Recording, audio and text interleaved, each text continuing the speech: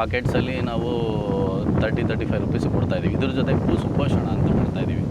ಭೂ ಸುಪೋಷಣ ಅಂದರೆ ಸಾಮಾನ್ಯವಾಗಿ ನಮ್ಮಲ್ಲಿ ಇವಾಗ ಗೊಬ್ಬರ ಕಪ್ಪಾದಮೇಲೆ ಇದಕ್ಕೆ ಹೊಂಗೆ ಹಿಂಡಿ, ಬೇವಿನ ಹಿಂಡಿ, ಕಲ್ಚರು, ಅದಾದಮೇಲೆ ಕೃಪಾಮೃತ ಜಲ, ಗೋನಂದ ಜಲ ಇಷ್ಟನ್ನು ಮಿಶ್ರಣ ಮಾಡಿಬಿಟ್ಟು ನಾವು ಅದನ್ನು ಭೂ ಸುಪೋಷಣ ಅಂತ ಮಾಡಿದ್ದೀವಿ. ಭೂಮಿಗೆ ಪೋಷಣೆ ಮಾಡೋವಂಥದ್ದು ಇದನ್ನು ನಾವು ಮಾಡಿದ್ದೀವಿ. ಸೇಮ್ ಅದೇ ಪ್ರೈಸನ್ನು ಇಟ್ಟಿದ್ದೀವಿ ಸರ್.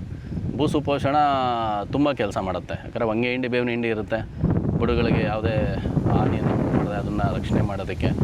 ಕೃಪಾಮೃತ, ಗೋನಂದ ಜಲ ಇವು ಬೆಳವಣಿಗೆಗೆ, ಗ್ರೋತಿಂಗಿಗೆ ಸಹಾಯ ಮಾಡುತ್ತೆ. ಮತ್ತು ನೀರು ಹಿಡಿದಿಟ್ಕೊಳೋದಕ್ಕೆ ಕಾಂಪೋಸ್ಟ್ ಸಹಾಯ ಮಾಡುತ್ತೆ. ಈ ರೀತಿ ಒಂದಷ್ಟನ್ನು ಭೂ ಸುಪೋಷಣ ಮಾಡಿ ನಾವು ಹೊರಗಡೆ ಕೊಡ್ತಾಯಿದ್ದೀವಿ. ಭೂ ಸುಪೋಷಣ ಇದೆ, ಅದ್ರ ಜೊತೆಗೆ ನಾವು ಸಮೃದ್ಧಿ ಅಂತ ಒಂದು ಲಿಕ್ವಿಡ್ ಮಾಡಿದ್ದೀವಿ. ಅದು ಕೂಡ ತುಂಬ ಚೆನ್ನಾಗಿ ಅಡಿಕೆ ಗಿಡ ಆಗಿರ್ಬೋದು, ಬೇರೆ ಏನಾದರೂ ತರಕಾರಿ ಗಿಡಗಳಿಗಾಗಿರ್ಬೋದು, ಗ್ರೋತಿಂಗಲ್ಲಿ ಸೂಪರ್ ಇದೆ ಸರ್. ಎಷ್ಟೋ ಜನ ರೈತರು ತೊಗೊಂಡೋಗಿ ಅವರೇ ಬಂದು ಇಲ್ಲ ಸರ್ ತುಂಬ ಚೆನ್ನಾಗಿ ಬರ್ತಾಯಿದೆ ಮತ್ತೆ ಕೊಡಿ ಅಂತ ತೊಗೊಂಡೋಗೋರು ಇದ್ದಾರೆ. ಬಾಳೆಗೆ ತೊಗೊಂಡೋಗ್ತಾರೆ ನಮ್ಮಲ್ಲಿ, ಹೂಗೆ ತೊಗೊಂಡೋಗ್ತಾರೆ ನಮ್ಮಲ್ಲಿ. ಈಗ ಸಾಮಾನ್ಯವಾಗಿ ಡಿಸೆಂಬರು ಟು ಫೆಬ್ರವರಿ ಸೀಸನಲ್ಲಿ ಕೋಲ್ಡ್ ಸೀಸನ್ನು, ಹೂವು ಬರೋದಿಲ್ಲ ಆ ಟೈಮಲ್ಲಿ.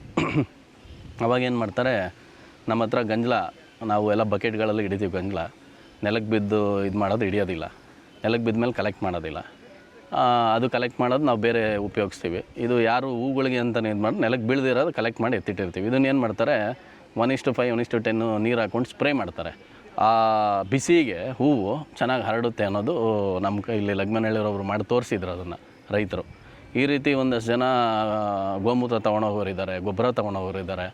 ತುಂಬ ಜನ ಅದರ ತೊಗೊಂಡೋಗಿ ನಮ್ಮ ಸಮೃದ್ಧಿ ತೊಗೊಂಡೋಗಿರೋರು ಕೂಡ ಇವತ್ತು ಈಗ ಒಬ್ಬರು ನಾಗಭೂಷಣ್ ರೆಡ್ಡಿ ಅಂತ ತೊಗೊಂಡೋದ್ರು ಅವ್ರ ತೋಟಕ್ಕೆ. ಅವರೊಂದು 5-10 ಲೀಟ್ರ್ ತೊಗೊಂಡೋಗ್ತಾರೆ ಸರ್ ಅಷ್ಟೇ. 1 ಲೀಟ್ರ್ ಬಂದು ನಾವು 300 ರೂಪಾಯಿಯಿಂದ 350 ಮಾರಾಟ ಮಾಡ್ತಾಯಿದ್ದೀವಿ. 5-10 ಲೀಟ್ರ್ ಅವರು 2 ಎಕರೆಗೆ ಆರಾಮಾಗಿ ಮೇಂಟೈನ್ ಮಾಡಿಬಿಡ್ತಾರೆ.